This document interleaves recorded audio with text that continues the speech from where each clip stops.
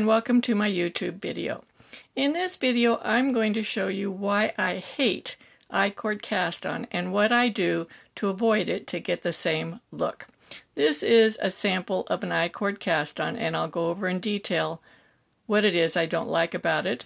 This is another piece, the same thing without it being bound off and off the needle, so it shows you some of the pitfalls. And this is another sample worked in the method that I preferred to show you the pros of this. So stay tuned, I'm going to show you all these methods. Hi, I'm Suzanne. I hope you're enjoying watching my YouTube tutorial. And in case you haven't already subscribed, I would like to show you how to do that if you're watching this on a computer screen. This is how my computer screen looks. If you're on your computer screen, it probably looks something similar to this. There's two different ways you can subscribe to my channel, and that is one, by hitting this big subscribe button down here. If it's red, that means you're not subscribed to my channel. If you subscribe, it turns bluish gray. And you'll also notice, and if you have subscribed, even if you are a subscriber, check out the bell next to it. If there's no little marks on either side, you're not going to be getting any notifications from me.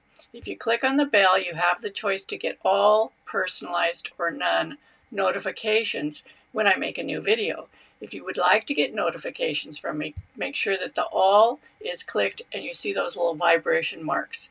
If you like my video, be sure to give me a thumbs up. That's right here. Just click on that.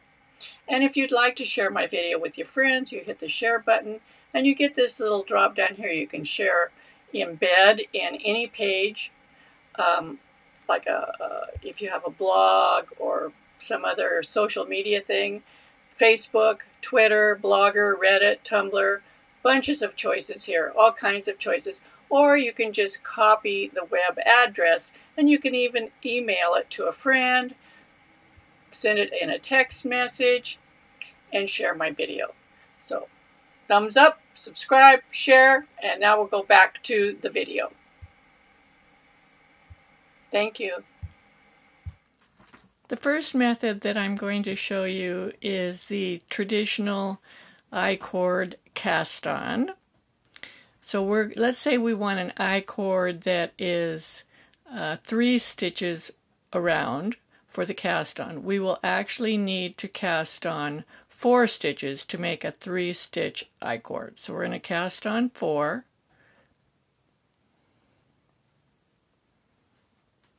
Now this can be worked on straight needles, double-pointed needles, or a circular needle. I'm using a circular needle here. Once you have your 4 stitches on the right needle, you slip them point to point back to the left needle. The working yarn should be coming from this end over here, just like when you're doing an I-cord. And then the first stitch, we're going to do a knit front back. So we knit the front and we knit the back. Then we knit the last 3 stitches. Those 3 stitches are going to be the I-cord.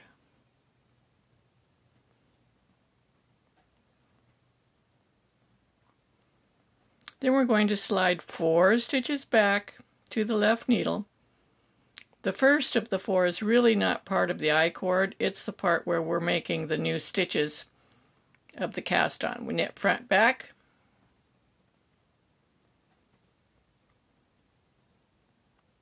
It's a little tight. 3 stitches remain. Knit those 3 stitches. So you can see every time we're adding an additional stitch. Now we have 6. We're going to slip 4 back to the left needle, straight point to point. Knit front back.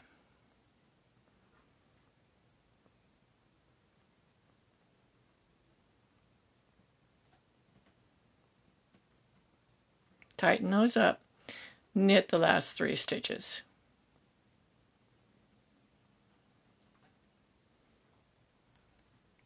Again, slip 4 stitches back. You're always looking at the right side of the work, it never turns. Knit front, back, knit the last 3 stitches. So we can see our little I-cord edge forming here. Isn't it cute? I'm going to stop here and cast on several more stitches and I'll be right back. So I've got a few more stitches cast on here. I've got 2, 4, 6, 8, 10, 12, 13 plus my 4. So once you have the number that you want, I would count the fourth one right here as part of your cast on. Then you're going to want to do something with these last 3 stitches. If you plan on grafting them to the other end, you could just take these 3 stitches and put them on a stitch holder and leave them live, or you can bind them off. So you would just turn your work. In this case, I'm in a purl 1, purl 2, and I'm binding off purlwise. So I've bound off 1, bound off 2, bound off 3. So you can see that ends the little I-cord there, kind of like it begins. Makes a nice little ending. Now I'm going to use a different color of yarn. I'm going to use white to work the next row, which is going to be a wrong side row, so that you can see what these cast on stitches look like. We already worked that last stitch in part of the bind off, so we're just going to slip that back over to the right needle. And I'm going to purl this first row because I'm going to use it as the reverse stockinette stitch side. So I'm just going to purl across.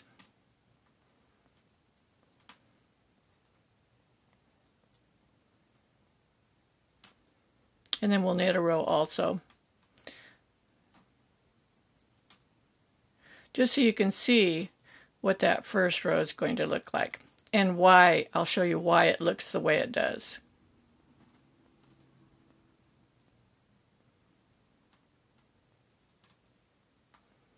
And why it's unavoidable.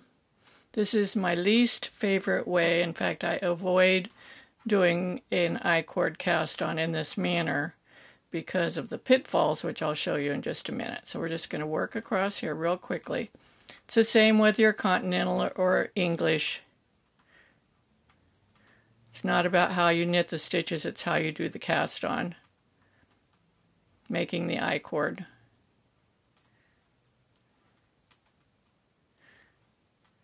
And these stitches will be loose because the tails aren't connected to anything. Okay, so let's look at this. Here we have this, I'm going to increase the size. We have this really pretty little I-cord edge. Isn't that cute? But there are some pitfalls. One is those cast-on stitches. See how big they are?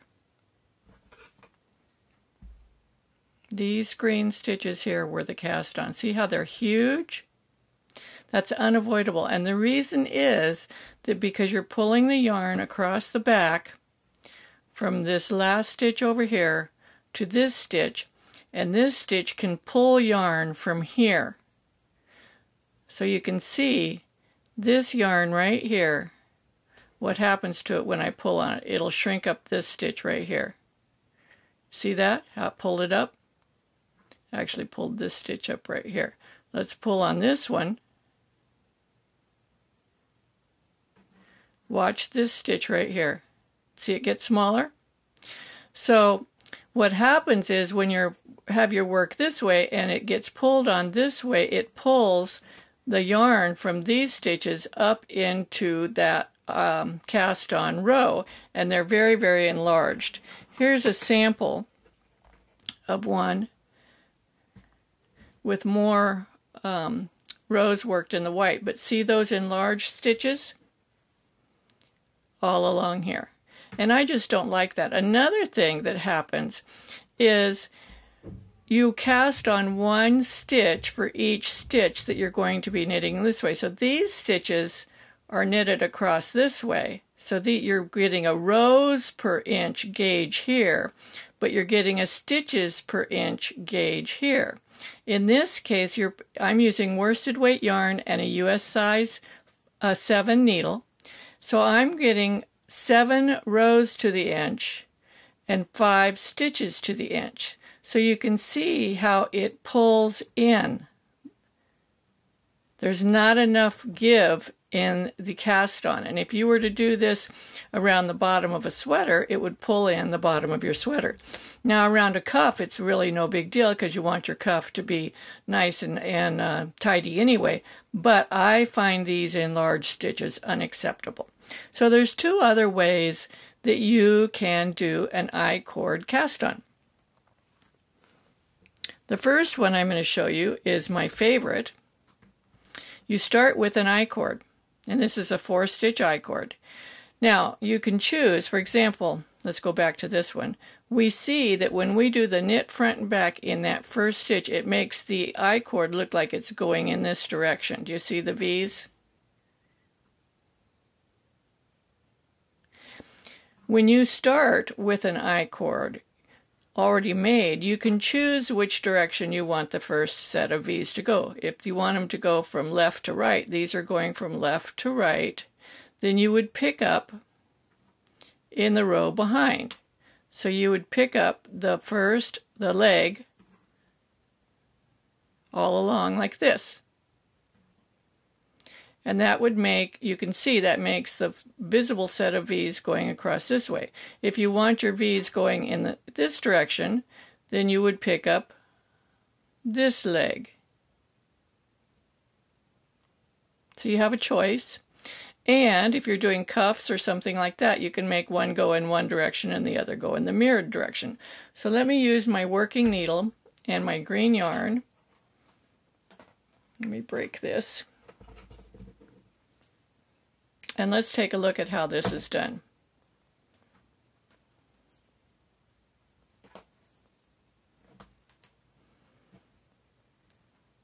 I'm going to pick up these stitches right here. So now they look like they're a reverse stitch mount, right? So when I come back to work them, I'll have to work for the back loop.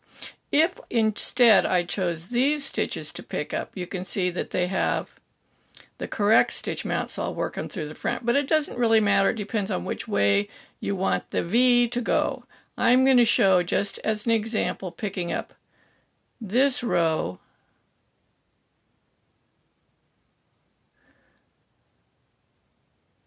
and a bonus here. Remember, we're getting 7 rows to the inch here, and we're going to get 5 stitches to the inch. You can pick up 5 stitches from every 7 rows. So how would we do that? We'd pick up 3, skip 1, pick up 2, skip 1, pick up 3, skip 1, pick up 2. Now I'm just going to slide these to the other end of my needle. I'm going to start with my green yarn.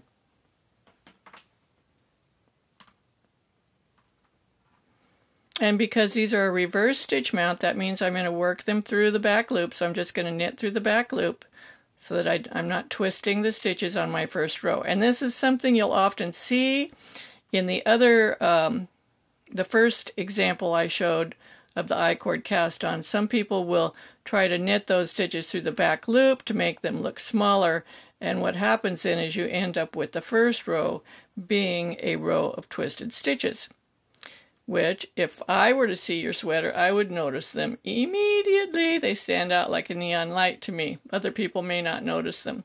So now I've knit all my stitches. I'm going to turn my work. Let's make this small, down in size a little bit.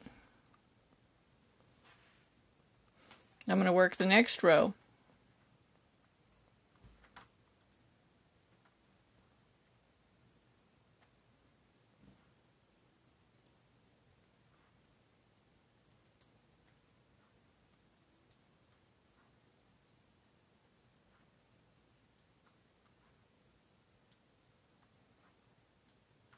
And let's take a look and see what this looks like. This stitch is loose because that's where the tail is. Okay, let's put this over on the cable. Now, let's look up close. We can see that the first row, there are no enlarged stitches. And we see that our I-cord is going this way because I picked up through the back loops on the next row over. If I wanted my I-cord to go in this direction, I would pick up in these loops here. Isn't that cool? And let's work a couple more rows just so we can see the gauge, how it works out perfectly. We picked up the correct number of stitches for our gauge, so the I-cord, the width of the I-cord, will match the width of our stockinette stitch fabric. This is super important. It makes a difference because if you're using this I-cord for the cast on, it's the first thing you're doing, and everything above it will be based upon it, and it's not so easy to go back and take it out, although you could.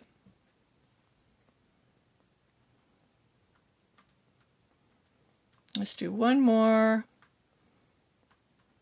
That's looking good.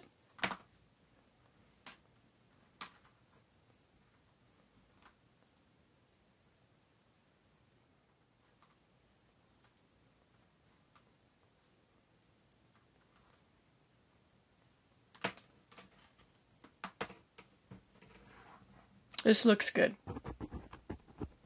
Let's compare this. Get all these threads out of the way. You can see how the I-cord just lays flat there. See, I'm not holding it. It's the correct width. Versus this one, do you see how it's pulling in? How it makes that curve? Huge difference. So the third method, actually I'm not going to demonstrate it, I'm going to talk about it. You would start with a provisional cast on. And I'm going to link a video up here in the corner to show you a really easy provisional cast on to use for this. You would knit your swatch up, and then you would come back and use an I-cord bind off, which is the next video that I'm making in just a few minutes. That'll also be linked up here, and you use the I-cord bind off to bind off those live stitches. Okay, so let's do a little bit of comparison of what we've covered here.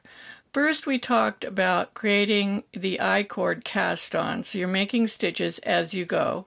This is our little swatch off the needle, and you can see how much the I-cord pulls in because you're getting the 7 rows per inch versus 5 stitches to the inch, so that causes this to flare out. It's quite obvious off the needle. That's the same thing that was happening here, and why this is blocked. And even though it's blocked, it still pulls in across there. The second method I showed was knitting the I-cord first, which I have a video for that up here in the corner, how to do the I-cord. How to pick up along the edge of the previously knitted I-cord in gauge. And you can see how it lays flat. If you enjoy my videos, be sure to give me a thumbs up, share my videos with your friend, hit that subscribe button, and I'll see you next time. Happy knitting.